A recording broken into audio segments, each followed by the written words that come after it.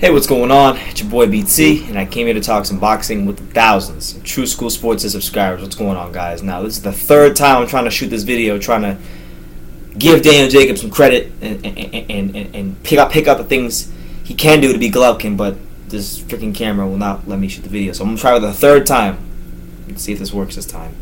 Now, Daniel Jacobs, as we know, is fighting Golovkin on March 18th. I made a video that got mostly positive responses, but there were a lot of you that voiced your displeasures with what you perceived to be a high amount of bias from me. I didn't think I was biased. I just thought I called it how I saw it. I think Golovkin is the much better fighter than Jacobs, and he will show that March 18th. And a lot of the reasons why is because stylistically, I just don't see how Jacobs can beat him. But I wanted to give you guys both sides of the coin, both sides of the matchup. So this video here is why Jacobs can beat Golovkin and how he can shock the world. So Daniel Jacobs, not a bad middleweight at all. The second hardest puncher outside of Golovkin with an 88% knockout rate.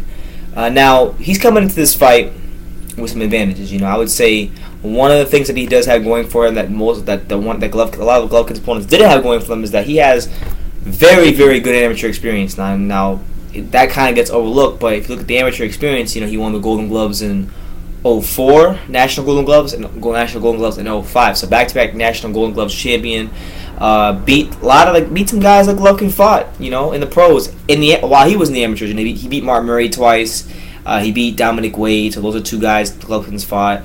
He beat Sean Porter as an amateur as well, 2 times.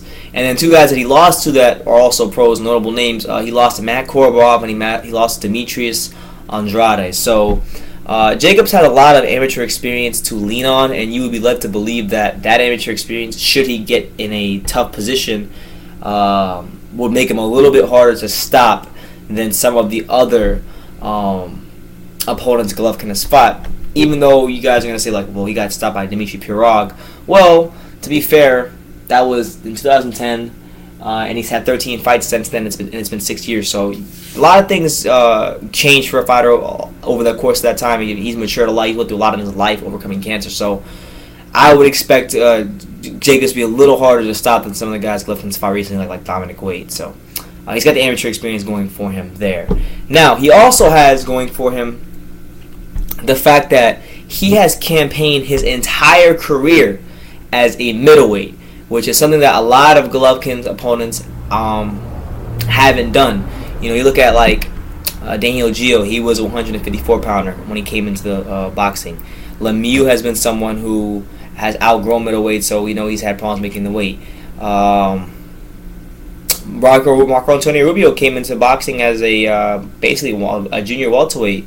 I believe his first fight he fought way back in 2000, he weighed about 148 pounds. Daniel Gio, another 154-pounder. Curtis Stevens, when he turned pro, his first fight was actually at 175, but he gradually worked his way down to 160.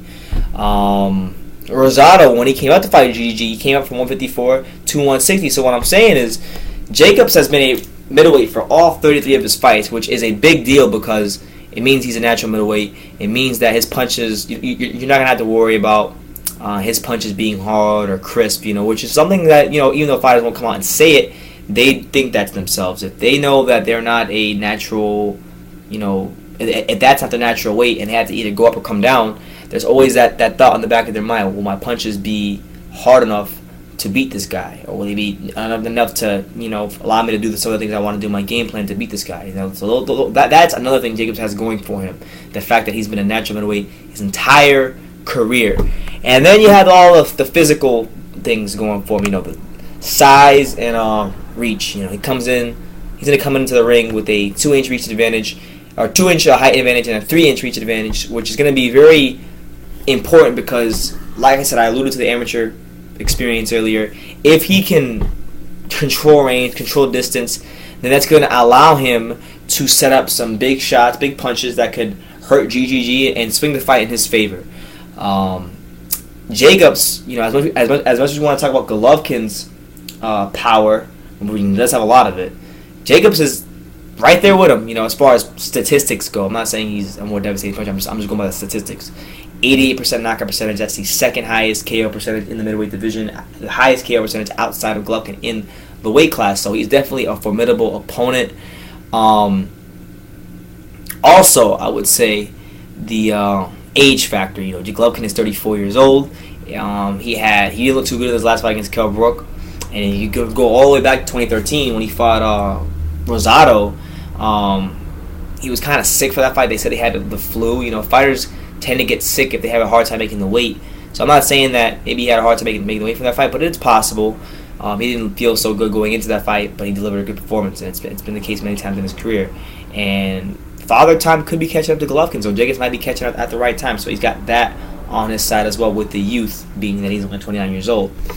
Now, I know a lot of you guys are going to say, I've heard a lot of people say, well, Golovkin got exposed by Kell Brook, and Jacobs is going to do the same things Kell Brook it did to Golovkin. And my response to that is he can't do the same things Kell Brook did to Golovkin and win, because number one, he doesn't have Kell Brook foot speed. He's not the counterpuncher Kell Brook is. So I don't think he's going to do everything Kell Brook did in that fight and beat Golovkin. Now, there is some things he can do to Golovkin that Kell Brook did, and still be able to pull off a massive upset.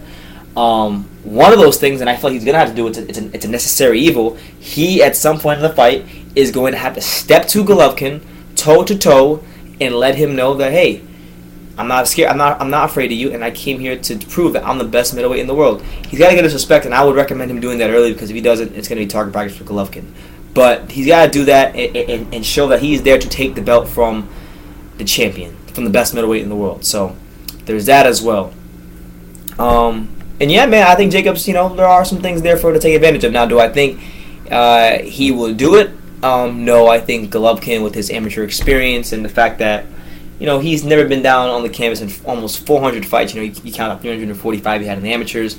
The 30-something he's had in the pros, it's almost 400 fights. He's never been on the canvas. So if Jacobs just gets Golovkin on the canvas, his stock goes up in a major way. And I think even if he loses this fight, if he's able to drop Golovkin at least once, you got to look at Jacobs in a completely different way, because nobody's been able to do that. And he's fought some pretty hard punchers. David Lemieux, although he doesn't have anywhere near the boxing ability Jacobs has, David Lemieux is a very, very hard puncher, one of the most explosive punchers pound for pound in boxing, and really wasn't able to land too many effective shots against Golovkin. So we'll see what happens, man. Golovkin does do some things that Pirog does, like he does shift. I do think his ability to neutralize his opponents is a lot better than Pirog's, so that's another reason I think he's going to beat Jacobs. But we'll see what happens, man. It's boxing. We see upsets all the time, and Jacobs has a huge chance to live up to his nickname, which I think is one of the best nicknames in boxing, the Miracle Man. So if he beats Golovkin, in my opinion, it'd be a massive miracle, because I just think Golovkin's a better fighter. But that's why we watch boxing. We see if guys can rise to the occasion, and he's gonna have the support of New Yorkers there. I know he has a good little fan base there. I know Golovkin has a good fan base there, so it should be a nice, spirited, rambunctious crowd over there at Madison Square Garden. And it's a chance to put his stamp on not just the middleweight division, but boxing at large, and announce himself as one of the best fighters in the world. So Daniel Jacobs, those are some things you got going for yourself. Those are some things he is going to have going for him to win this fight. Let me know what you guys think. Will Dan Jacobs take advantage of some of the things I listed in this video, or will he ultimately just be another name in the historical middleweight title run that we've seen from Gennady Golovkin? Let me know in the comments down below. Take the time to subscribe, and you can love me or you can hate me, but I'm just a kid from Daniel. So until next time, take care, guys.